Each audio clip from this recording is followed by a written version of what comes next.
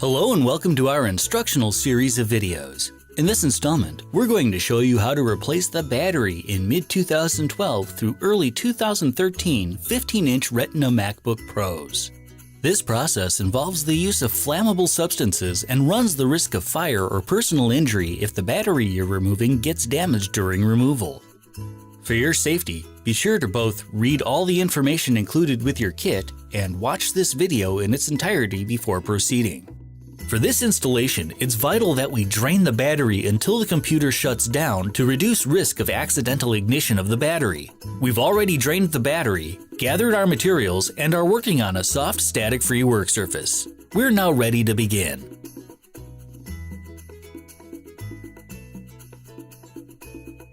The first thing to do is place the cloth that came with your kit over the keyboard of your MacBook Pro and close the lid to help protect your screen in case of any spillage of the adhesive remover. We can now remove the bottom cover. Start with the two pentalobe screws in the center of the hinge edge as they're smaller than the others. You can then remove the remaining 8 pentalobe screws.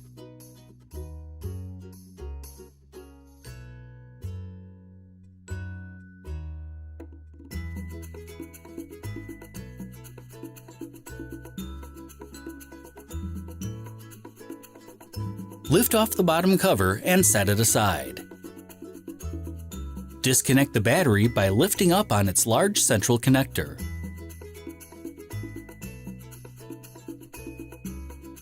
Next, remove the SSD by first removing the retaining screw, then sliding the drive out of its socket. The next thing to remove is the wireless card. Detach the antenna cables from the wireless card by unsnapping them from their connectors.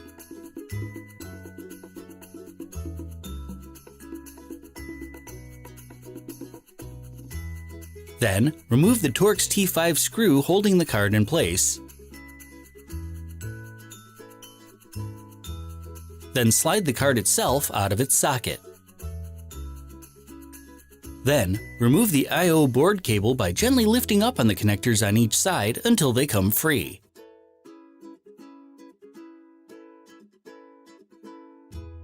You can then slide the camera cable connector out of its socket.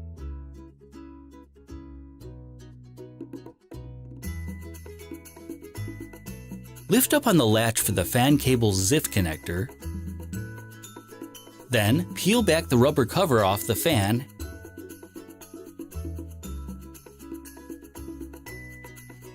Then lift the antenna and camera cables out of the way.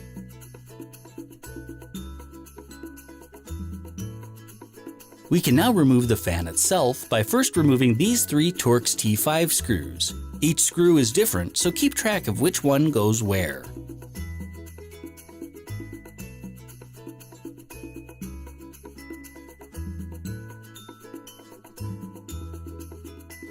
You should now be able to lift up on the fan and gently unstick the cable from the logic board.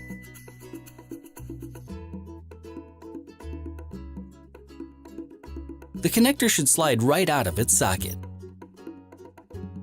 To remove the I/O board, first remove the camera and antenna cables from their guide on the top of the board. Next, lift up the latching handle on the lower I/O board cable, then slide the connector out of its slot.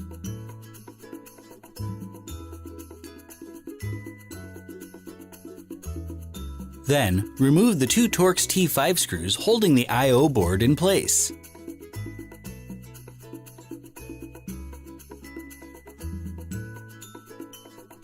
You should now be able to lift the board up and out of the MacBook Pro. Next, peel back the rubber cover off the left fan. Then, lift the left speaker cable connector out of its socket and disconnect the headphone jack connector. Lift the latch on the display data cable and slide it out of its socket. Then, lift up on the latch for the fan cable ZIF connector. Then, remove the 3 screws holding the fan in place. Again, each screw is different, so be sure to keep track of which goes where.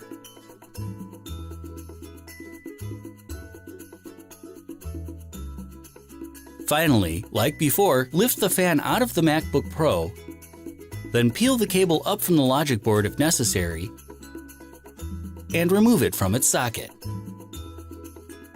Remove the rubber cap from this Torx T5 screw near the heatsink, and then remove the screw itself.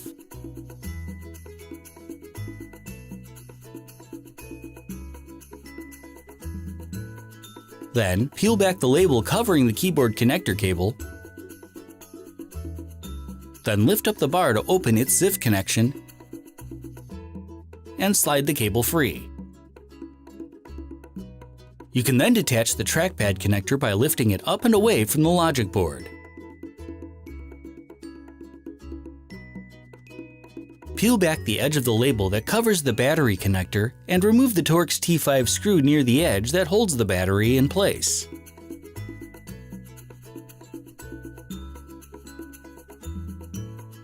Then, do the same on the other side.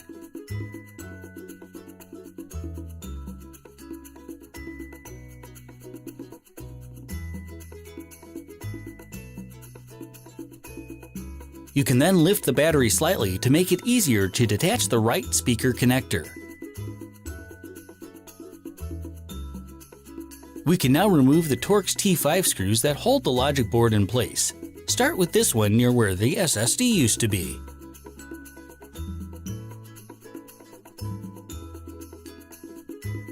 Then the 2 near the center of the hinge edge,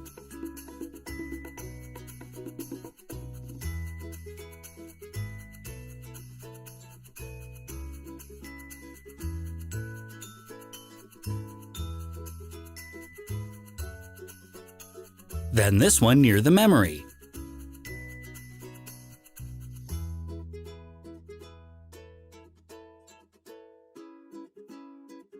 And finally, this silver screw near the heatsink.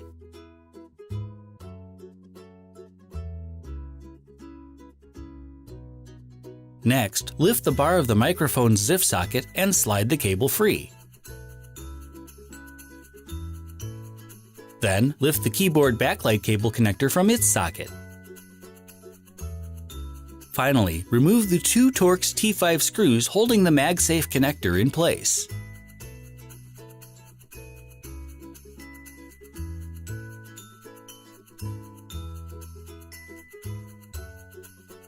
You should now be able to carefully lift the logic board out of the MacBook Pro.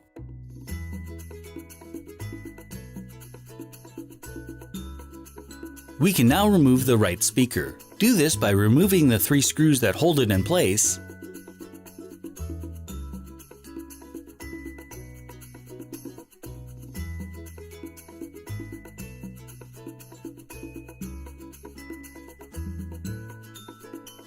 then lifting it up and out of the MacBook Pro.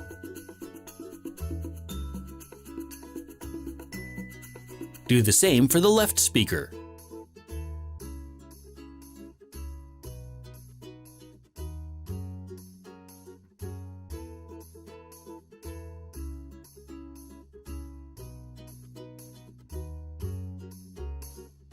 At this point, we're going to be working with adhesive remover, so be sure you're working in a well-ventilated area and use the protective glasses and gloves included with your kit. Using the syringe also included in the kit, apply about 1/4 of a milliliter of adhesive remover under one of the outer battery cells and let it sit for about a minute or so. Then, starting at a corner, work one of the plastic cards underneath the battery cell, slicing through the weakened adhesive strips until it comes free. You can use more adhesive remover if you need to, but try and use as little as possible. Once the first cell is free, move it out of the way and repeat the process on the second cell.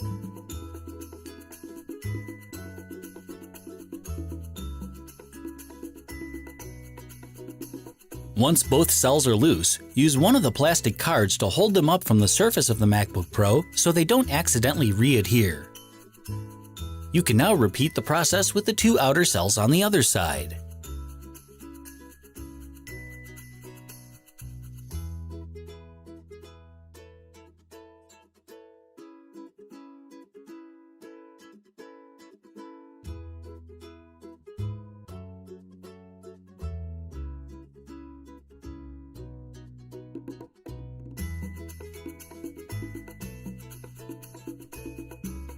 Use a tiny bead of adhesive remover to dissolve the edge of the plastic near the bottom front of the battery. You should then be able to work one of the cards underneath the center cells. Then, let about 1/4 milliliter of adhesive remover drip down the card under the battery where it can sit for a minute. Then, use the card to slice at the softened adhesive. As you progress, you may be able to come at it from other directions to get both cells free. Once all the cells have been detached, you should be able to lift the whole battery unit up and out of the MacBook Pro. While it's optional, it's generally a good idea to remove the remaining adhesive from the MacBook so that the new battery has a clean surface to adhere to. To do this, simply use a little of the adhesive remover and use your nylon tool to scrape it up until you can peel it the rest of the way off. Once you're done, wipe up any extra adhesive remover and let the MacBook sit for about half an hour to ensure everything is evaporated and dried.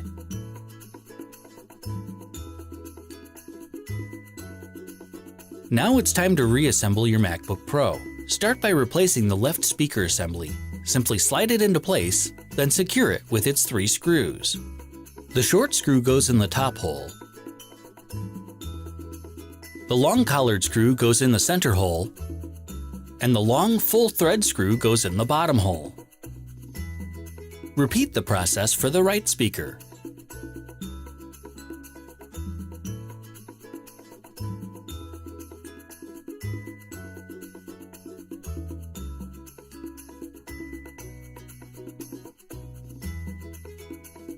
Taking care that no cables are trapped underneath, set the logic board back into place, making sure it sits flat within the MacBook Pro.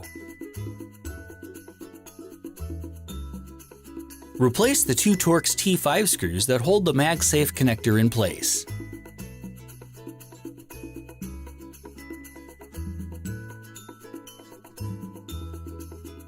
Then, replace the longer silver screw near the heatsink and set its rubber cap back on top.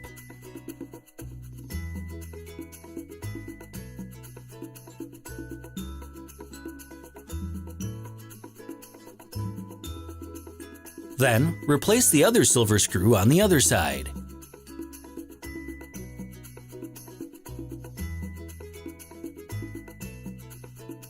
The smallest logic board screw goes in the hole under the SSD bay.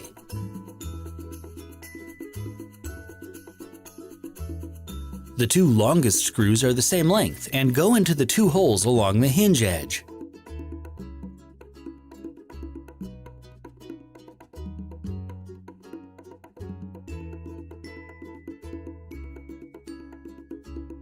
Finally, the last screw goes in the hole near the memory.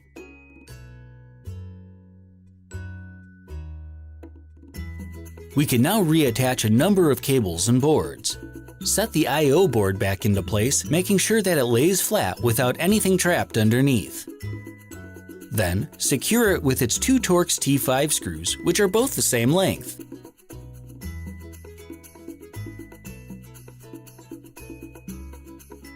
Attach the lower I/O cable by sliding it into its socket and using the handle to latch it in place.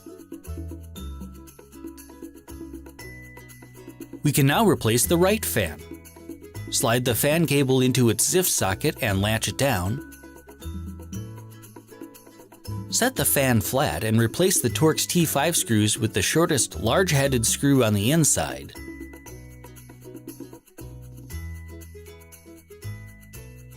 The full threaded screw on the lower edge, and the collared screw in the corner. You can now route all the cables along their guide on the I/O board,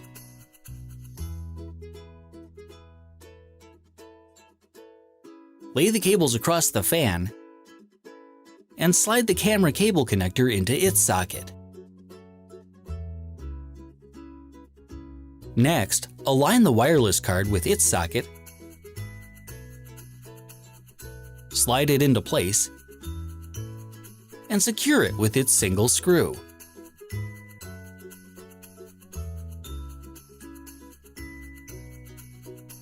You can now attach the antenna cables by lining up their connectors and snapping them together. The cables should position themselves over the appropriate connectors.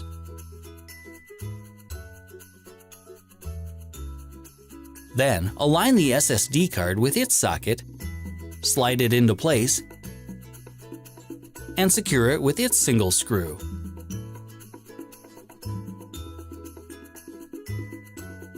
Attach the I/O ribbon cable to its connectors on the logic board and I/O board by pressing them into place. Next is the right speaker cable. This just lines up with its connector vertically and snaps into place. The last connector on this side we need to worry about is the keyboard backlight cable, which also simply snaps into place. On the other side, first snap the trackpad connector cable into its socket. Then, reconnect the keyboard by sliding its cable back into the ZIF connector until fully seated, then locking it into place with the lever on the back. Next, reconnect the right speaker cable like we did the left, and press the headphone jack connector into its socket. The microphone connector slides into its ZIF socket, which then locks to keep it secured.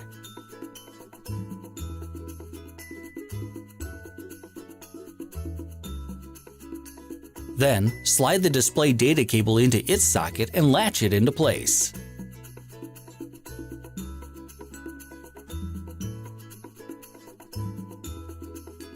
Now we can replace the left fan in the same way as we did the right. Slide the fan cable into its ZIF socket and latch it down.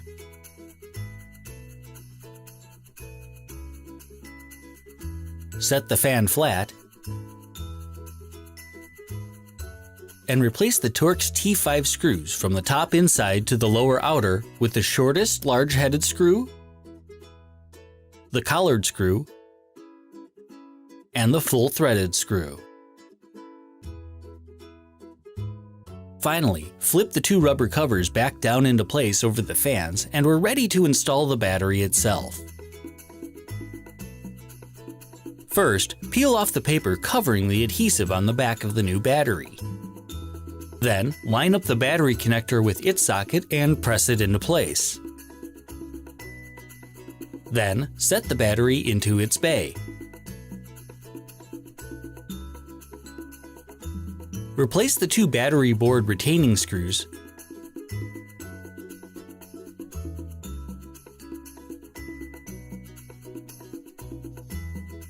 and then press down lightly on the battery itself to make sure it adheres to the case. We can now replace the bottom cover and screws. Start with the two center screws along the hinge edge as they're shorter than the others.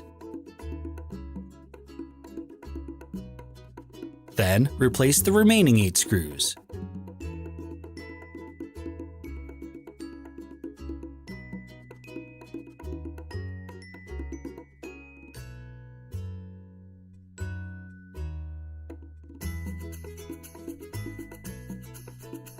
You can now open your MacBook Pro, remove the protective cloth, and charge and condition your battery according to guidelines.